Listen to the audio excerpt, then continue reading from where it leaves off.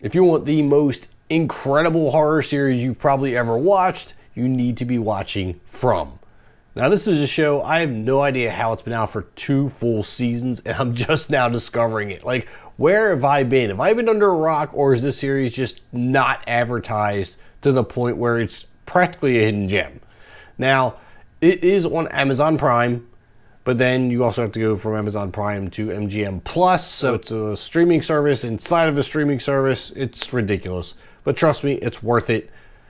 MGM Plus is like $6 or $7 a month. Just get it for the month and binge watch the show if you haven't already.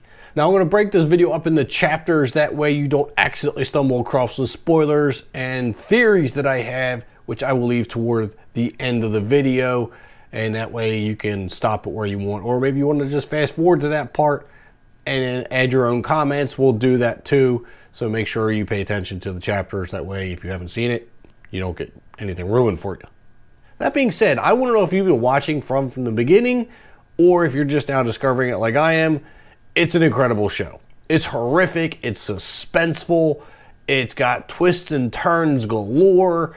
There is mystery upon mystery upon mystery, and every time you think you've got something figured out, or you might be leading up to something, it takes a hard left, and then next thing you know, you have more questions than answers. And honestly, this show is written in such a way that it's absolute genius. Every episode leaves you on such a suspenseful cliffhanger that you have to watch the next one. So that being said, the show is all about these people who stumble across this town and get stuck there. There's no way out, and come nightfall, these creatures come out of the woods that look like humans, but they're not. And if you are outside when they come out, then these things will rip you to shreds. I mean, they eat your insides out, they leave you in pieces. I mean, it's an absolute nightmare. But that's just the beginning. On top of that, we don't know what these things are. We don't know where they come from. We got these talismans that fend them off from entering your house. We don't know why. We don't know what the symbols on it are. And over time, this place just breaks you down. So you're mentally trying to survive all this crap. You're physically trying to survive it, for starters. But then mentally, you're just breaking down, and it makes you do psychotic things. Now, there's people having hallucinations that we think are real, but we're not sure that they're real or not. And then, again, a whole lot of mystery, a whole lot of suspense, and it's an incredible time. Now, we have Boyd, who is the self-proclaimed sheriff of this town. There really is no government. Everyone's trying to fend for themselves, take care of each other. Boyd is ex-military, and he is the one that's taking on the job of sheriff. So he's implemented these rules of the town to make sure everybody stays safe, gets in on time before the sun goes down, and all this other stuff. But of course, he's got his secrets that we will soon discover. But on the far side of town, we have Colony House, and Donna is running that place. Donna, she's a bit of a hard ass. Her and Boyd don't exactly get along, but we'll find out why later. And that's another whole aspect to this thing is, although we have to work together, people have their differences. That's just the way life is. It just adds to the appeal of the show and the suspense and the mystery. Now, I almost forgot to mention that this show was created by the same person or group of people who created Lost. I never saw the show, but obviously he's got a huge following. People love it. And they're saying that this is a horror version of Lost. Again, never saw the series, so I can't make that comparison. But if you've seen it, I want you to let me know in the comments if that's an accurate statement or not. One of the really cool things about this show is the number of elements they keep adding to it. So again, we have the creatures in the woods. We've got the human element of trying to survive and keep your shit together, basically, without killing each other, because there's already stuff out there trying to kill you. Then we have this weird, mystical, magical element of these trees, because we have what's called a Faraway tree, and these things transport you absolutely anywhere. You go inside this giant knot or hole in the tree, and poof, you're somewhere else. So then we have that element to figure out. Then we have people hallucinating. There's another element that plays a factor. So every time you're getting closer to figuring out what one of these elements are, another one pops up. So it's one of those, we don't get answers, we get more questions. It's not like there's any lack of gore in this show because it is very horrific.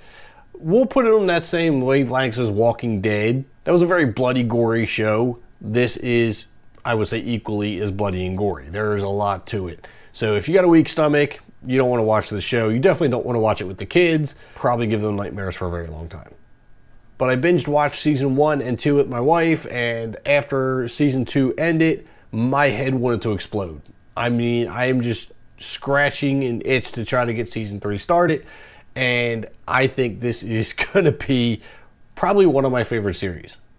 Alright, so here comes the part of the video where I'm going to talk spoilers and my theories of what's going on in the show, just things that I've observed. And there's a lot that I may have missed because there is so much going on that it's hard to keep track of. But after finishing season 2, it ended with Tabitha being pushed out of the lighthouse by the boy in white, who finally talks. Never seen the boy in white talk before. I'm just astonished that he actually does. So is this kid real? I'm trying to figure out, this kid's got to be real, right? Because now he physically touched her to push her out. So this kid's got to be real. Don't know what his deal is. That's another mystery that is yet to be solved. But he pushes her out of the tower saying this is the only way. Only way what? The only way out of the town? Because he pushes her out. Next thing you know, she wakes up in a hospital somewhere else. So now I'm wondering, maybe Boyd's wife was right the entire time. She went around like a psycho person, killing everybody with her gun, saying that they're all in a dream. The only way they can wake up is to die. Right? So maybe she wasn't nuts. Maybe this is them, because they're all coming from different places, right? All over the country, coming to different places, but they somehow end up in this town. What if all these people got into random accidents all over the country and ended up in a coma or hurt to the point where they're unconscious? And this is the unconscious. This is their mind playing tricks on them or something. And then in order to get out, you have to die. Which sounds weird, but I have more to that because now Victor's mom and sister left, if you remember, to save the kids from the tower or the lighthouse. But Victor found her by the bottle tree, so he thinks she didn't make it. We know the bottle tree leads right to the lighthouse. Now, I'm thinking, and this will be proven or debunked come season 3, maybe she did make it. Maybe she made it to the tower and the same thing happened to her that happened to Julie. And I know that sounds crazy because Julie's not there anymore, right? She woke up in the hospital. She's out. But although she's out or her conscience is out, doesn't mean her body wasn't left behind. Maybe that's what's going to happen in season 3. They're going to find Tabitha's body and think she's dead, but in all reality, her conscience is out. And this is where it gets weird too, because if you remember at the end, she looked through the window of the hospital to this new town, but it wasn't her reflection in the window. It was a younger blonde-haired woman, didn't have any scratches or cuts from the fall or anything. It was just totally different person. I don't know. I don't know. This is weird. And again, total theories here. Lots of theories. Lots of speculation. But also, the nurse says she was found by hikers. I'm thinking she's going to go find these hikers, ask lots of questions, and then she's also going to find those hikers are with the dog that's been running around the woods in that area. So I think that dog, you know, they say animals can sense things, supernatural spirits, whatever, that humans can't. They can sense stuff we can't. And I'm thinking maybe that dog is able to cross plains, maybe. You know, we see that German Shepherd running around the woods. I'm thinking that dog is going to be with the hikers. And she's going to be like, whoa, you were there, but now you're here, that kind of thing. And if she made it out, and that's the scenario, then maybe Victor's mom and sister did too, and she's going to hunt them down. Oh, there's just so much to take in. I can't wait for season 3. I think it's going to be an absolute banger. We might get a couple questions answered, but I'm sure the way the series is going, we're going to get even more questions. Overall, I'm absolutely loving the series. I want to know what your thoughts are. I want to know what your theories are. And if you haven't seen it yet, hopefully I didn't spoil too much for you and you were able to skip past the spoiler part. Let me know if this is something that you're going to get into, because this is probably, again, one of the best horror series I've ever seen. Hit that like button, hit that subscribe button, and leave your comments down below, and I'll see you at the concession stands.